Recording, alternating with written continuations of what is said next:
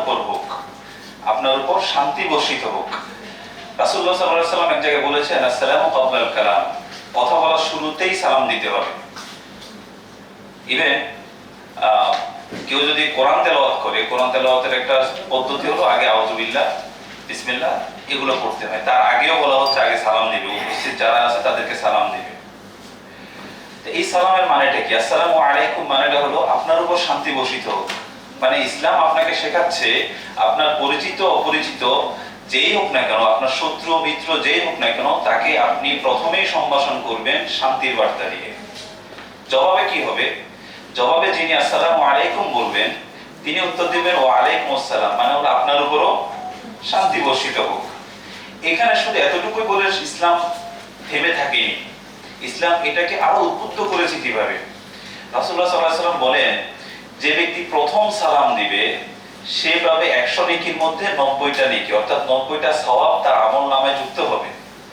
আর যিনি উত্তর দিবেন তিনি পাবেন হলো 10 নেকি।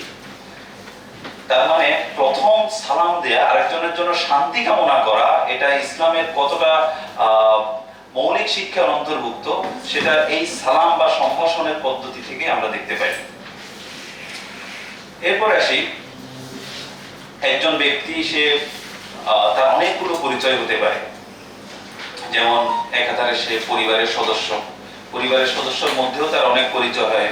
সে কারো সন্তান, কারো পিতা, হ্যাঁ, কারো দাদা দাদি বা নাতি নাতনি, যেভাবেই হোক। আবার যখন সে সমাজে যাবে তখন সে সমাজের একজন সদস্য, রাষ্ট্রের প্রেক্ষাপটে সে রাষ্ট্রের একজন নাগরিক। ইসলাম একজন ব্যক্তির প্রত্যেকটা সিচুয়েশনকে অ্যাড্রেস করেছে। কিভাবে অ্যাড্রেস করেছে? একজন ব্যক্তির যতগুলো পরিচয় হতে পারে সব জায়গায় সে কিভাবে শান্তি লাভ করবে সেই শান্তি লাভের পদ্ধতিগুলো ইসলাম বাতলে দিয়েছে। শুধু বাতলে দেয়নি, সেগুলো কিভাবে অ্যাপ্লাই করবে সেটা ইসলাম উদ্বুদ্ধ করেছে, ইন্সপিরেশন দিয়েছে। যেমন দেখি, ব্যক্তি জীবনে একজন মানুষ তার ব্যক্তি জীবনে কিভাবে শান্তি লাভ করে বা শান্তি লাভের পদ্ধতিটা কি হতে পারে, ইসলাম এখানে মূল জায়গায় হাত দিয়েছে। মূল জায়গায় হাত দিয়েছে বলতে, যেই যেই ক্ষেত্রগুলোতে একজন ব্যক্তি তার ব্যক্তি জীবনে অশান্তি ডেকে আনে কিংবা তার ব্যক্তি জীবনে অশান্তির সৃষ্টি হতে পারে, ইসলাম সেই জায়গাগুলোকে অ্যাড্রেস করে দিয়ে বলেছে এগুলোকে বাদ দাও, এই জায়গাগুলো বাদ দাও, তাহলে তোমার ব্যক্তি জীবনে শান্তি আসবে। কিভাবে? ধরুন, সমাজে চলার পথে একজন অন্যজনের সাথে উঠা বসায় আমরা রেগে যাই না। আমাদের যে রাগের, এটা মানুষের মেন্টাল একটা বিষয়, সবার মধ্যেই আছে। রাগহীন কেউ নাই। ছোট বাচ্চা যে আজকে ভূমিষ্ঠ হয়েছে, সেও যদি মা দুধ না দেয় সে রেগে কান্নাকাটি শুরু করে, এটা তার রাগের বহিঃপ্রকাশ। এই রাগটাকেও ইসলাম বলেছে যে রাগটা থাকবে, এটা স্বাভাবিক, কিন্তু এটাকে সংবরণ করতে হবে।